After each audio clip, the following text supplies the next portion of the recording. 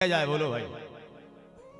किसी ने प्रश्न किया व्यास जी से, क्या भागवत कथा सुनने से मृत्यु टल जाएगी? तो सूत जी महाराज एक बहुत अच्छी बात कह रहे हैं कि भागवत कथा सुनने से मृत्यु नहीं टल सकती। मृत्यु तो अटल है, लेकिन जो डर है ना हमारे अंदर के मर ना जाए, भगवान की कथा मरने के भय को मिटा देती है। इसलिए और बहुत अच्छी बात कही श्री सूत जी महाराज ने कि जब कथा शुरू हो रही थी, महाराज परीक्षित को श्राप लग गया, 7वें दिन मरना सुनिश्चित हो गया। एक बात और सुनो,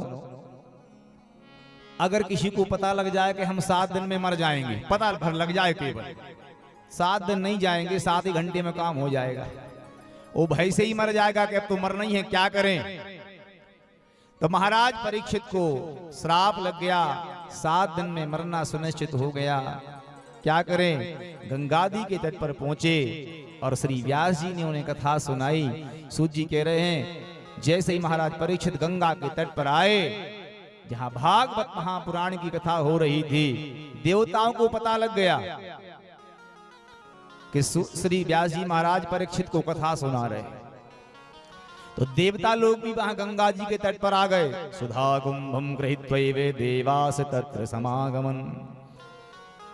देवताओं को पता चला तो अमृत का कलश लेकर आ गए। देखो भाई, अमृत का कलश लेकर आ गए और देवताओं ने श्री व्यास जी से कहा, सुखदेव जी से कहा कि ये अमृत है, आप परीक्षित को पिला दो, वो जिंदा हो जाएंगे, और उसके बदले में भगवान की कथा हमें सुना दो। तो व्यास जी ने डांट के भगा दिया। सुखदेव जी ने देवताओं को भागवत कथा नहीं सुनाई।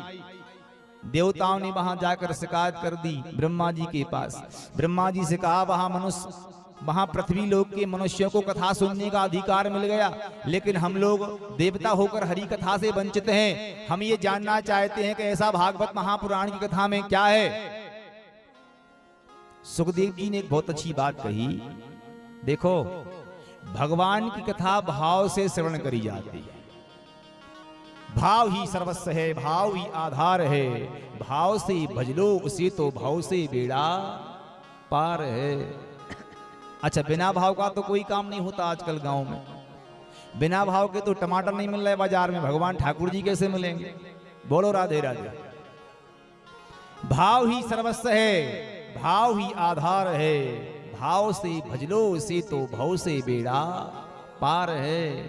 भाव वाले भक्त का भगवान पर भी भार है, इसलिए भाव से गोविंद का होता यहाँ अवतार है।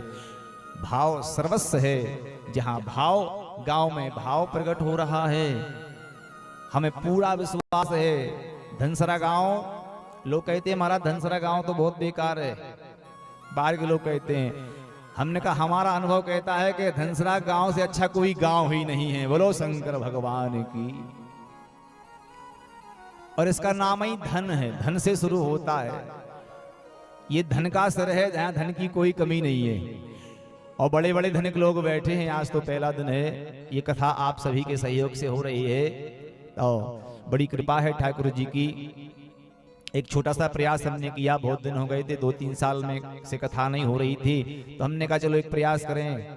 और सब लोगों से पूछा, हमने घर घर जाके एक सर्वे किया, भैया कथा हो रही है। और धन्य है हमारे सभी भक्त लोगों के लिए, एक बार जोरदार ताली बजाएं। और किसी ने भी ये नहीं कहा कि महाराज कथा नहीं, कथा बहुत अच्छी है और कथा जरूर होना चाहिए। कथा से जीव का कल्याण हो जाता है। और 2-3 कथा तो हमारे